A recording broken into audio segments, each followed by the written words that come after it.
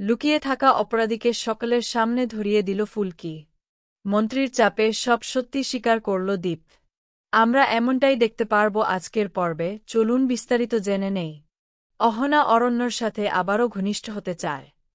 অরণ্য বারবার অহনার থেকে দূরে পালাতে চাইলে অহনা বিরক্ত করতে থাকে। আর তখনই ফুলকি বেরিয়ে এসে অহনার উপরে চিৎকার করতে থাকে।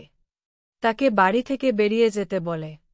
কিন্তু অহনা ফুলকিকে জানিয়ে দেয় সে যখন ইচ্ছে অরণ্যর বাড়িতে আসবে। অরণ্যর সাথে সে আবারও সম্পর্কে ফিরে আসতে চায়।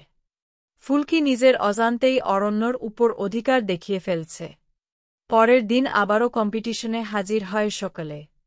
একে একে সকলে প্রতিযোগী গান গেয়ে মন জয় করে বিচারকদের। এদিকে অরণ্যকে হারানোর জন্য তাকে ইলেকট্রিক শক দিয়ে অজ্ঞান করে দেয় এক প্রতিযোগী। গান করতে করতে হঠাৎ অজ্ঞান হয়ে পড়ে অরণ্য। তারপর সকলে মিলে তার জ্ঞান ফেরানোর চেষ্টা করে। ফুলকি তো সেখানকার আয়োজনকারীদের উপর ব্যাপক রেগে যায়। তার কিছুক্ষণ পরেই ধীরে ধীরে জ্ঞান ফেরে অরণ্যর। তারপর সকলে মিলে অরণ্যকে বাড়ি নিয়ে যায়।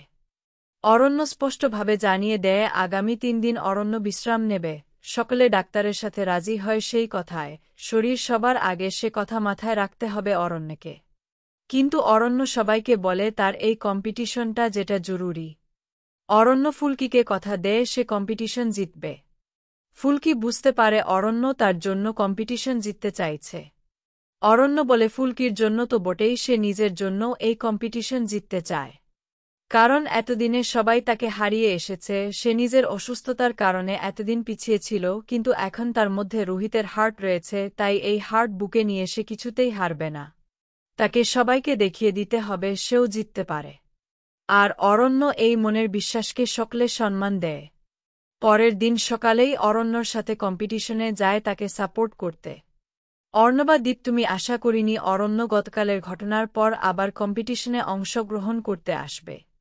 সকলেই তো তাকে দেখে অবাক। এরপরে শুরু হয় কম্পিটিশন। একে একে সকল প্রতিযোগী ফাইনালে যাওয়ার জন্য অসাধারণ পারফরম্যান্স করে। সবথেকে ভালো পারফরম্যান্স করে অরণ্য চলে যায় ফাইনাল রাউন্ডে। এদিকে ফুলকি প্রথমেই বুঝতে পেরেছিল ওই দীপ ছেলেটি কোনোরকম গণ্ডগোল করেছে।